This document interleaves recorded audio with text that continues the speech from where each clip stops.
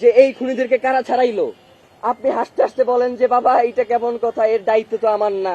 এই মিয়া ফাইজলামি করেন, আপনার আইনমন্ত্রী বানানো হয়েছে কি আপনার খালি দায় অস্বীকার করবার জন্য? আপনি যাবেন, কোনো সমস্যা নাই, তার আগে বলবেন যে আপনারা কে বাধা দিছে এই দায়িত্ব পালন করতে, আপনি কার কার জন্য এই দায়িত্ব পালন করতে পারেন নাই, কে এই খুনের তদন্ত করতে আপনারা বাধা দিছে, সব কথা বইলে দিয়া এরপর আপনি যাইতে হইবে, এছাড়া আপনার যাওয়ারও কোনো সুযোগ নেই। স্বরাষ্ট্র উপদেষ্টার দপ্তর থেকে এই ঘটনাকে তুচ্ছ তাচ্ছিল্য করা হয়েছে। তারা মনে করেছে যে ওসমান হাদির ঘটনাকে তারা ধামাচাপা দিয়ে দিবে, কিন্তু আমরা আপনাদেরকে জানিয়ে দিতে চাই, বাংলাদেশের জনগণ আপনারা যাদেরকে বোকা দুর্বল মনে করেন, তারা জুলাইয়ে আপনাদেরকে একটা শিক্ষা দিয়েছে, কিন্তু আপনাদের সেই শিক্ষা হয় নাই। 5 তারিখ থেকে 20 তারিখ পর্যন্ত বাংলাদেশের জনগণের যেই দায়িত্ব ছিল তারা সেইটা পূরণ করতে পারে নাই। আজকে ইনকিলাব মঞ্চ যদি এইখান থেকে ঘোষণা দেয় যে 5ই আগস্ট থেকে 20 আগস্ট পর্যন্ত যেই দায়িত্ব বাংলাদেশের জনগণের ছিল সেই দায়িত্ব আপনারা এখন পূরণ করেন, তাহলে কিন্তু আপনারা সরকারে থাকতে পারবেন না। আমরা ইনকিলাব মঞ্চের পক্ষ থেকে বাংলাদেশের সাধারণ জনগণকে সাথে নিয়ে জানাতে চাই যে আপনারা গতকালকের যেই বিবৃতি দিয়েছেন সেই বিবৃতিতেই আপনাদের চোখে মুখে স্পষ্ট ভেসে উঠেছে যে আপনাদের কাছেই আসলে এর কোনো সুস্পষ্ট ব্যাখ্যা নাই। আপনারা এক এক সময় এক এক ধরনের কথা বলছেন, এই বলছেন খুনি ভারতে পালিয়ে গেছে, আবার এই বলছেন যে খুনি দেশে আছে। বাংলাদেশের গোয়েন্দা সংস্থার আসলে কাজ কি? ট্যাক্সের টাকায় বাংলাদেশের সবথেকে গুরুত্বপূর্ণ জায়গাগুলোকে দখল করে আরামায়েশ করার জন্য কি আপনাদেরকে জনগণ এখানে বসিয়ে রেখেছে? আপনারা যদি ওসমান হাদির মতো এত গুরুত্বপূর্ণ বাংলাদেশের স্বাধীনতা সার্বভৌমত্বের প্রতীক জুলাই জজবার প্রাণ শহীদ ওসমান হাদির খুনের ঘটনাকে যদি এইভাবে তুচ্ছ তাচ্ছিল্য করেন, যারা বাংলাদেশের জনগণের জীবনকে জাহান্নাম বানিয়ে দিতে চান, বাংলাদেশের জনগণ যতক্ষণ পর্যন্ত স্বাধীনতা সার্বভৌমত্ব রক্ষার এই আন্দোলনে রয়েছে আপনারা কোনো শান্তিতে থাকতে পারবেন না। বাংলাদেশের জনগণ আপনাদের জীবনকেও জাহান্নাম বানিয়ে ছাড়বে। আমরা বলতে চাই, আমরা যেই 2টা দাবি জানিয়েছি, আপনারা এখন পর্যন্ত খুনি কোথায় রয়েছে? আপনারা খুনির ড্রাইভারকে গ্রেফতার করছেন, খুনির ড্রাইভারকে আপনারা গ্রেফতার করতে সক্ষম হন নাই। খুনির যে পিতামাতা রয়েছে, খুনির শ্যালক রয়েছে, এক এক সময় এক একজনকে উঠিয়ে নিয়ে আসেন এবং বলেন যে তারা আমাদেরকে পর্যাপ্ত তথ্য সরবরাহ করতে পারছে না।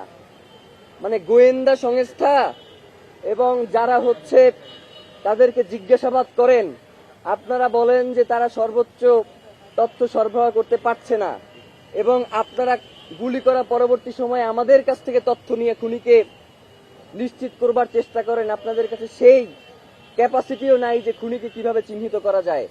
যতক্ষণ পর্যন্ত আমরা ইনকিলাব মঞ্চের পক্ষ থেকে আপনাদেরকে খুনিকে চিহ্নিত করে না দিতে পারছি, ততক্ষণ পর্যন্ত আপনারা খুনিকে চিহ্নিত করতে পারেন নাই, এবং পরবর্তী সময়ে আমরাই আপনাদেরকে বের করে দিয়েছি যে এই খুনের সাথে কারা কারা জড়িত রয়েছে, আপনারা বের করতে পারেন নাই। তাহলে তো এই গোয়েন্দা সংস্থা রাখবার কোনো দরকার নাই। ইনকিলাব মঞ্চকে বাংলাদেশের গোয়েন্দা সংস্থার দায়িত্ব দিয়ে দেন, যেহেতু সব কাজে ইনকিলাব মঞ্চেরই করা লাগতেছে। গোয়েন্দা তথ্য সরবরাহ থেকে শুরু করে সকল কাজ যদি ইনকিলাব মঞ্চই করে, তাহলে এই গোয়েন্দা সংস্থাগুলোকে বসিয়ে রাখবার তো কোনো দরকার নাই।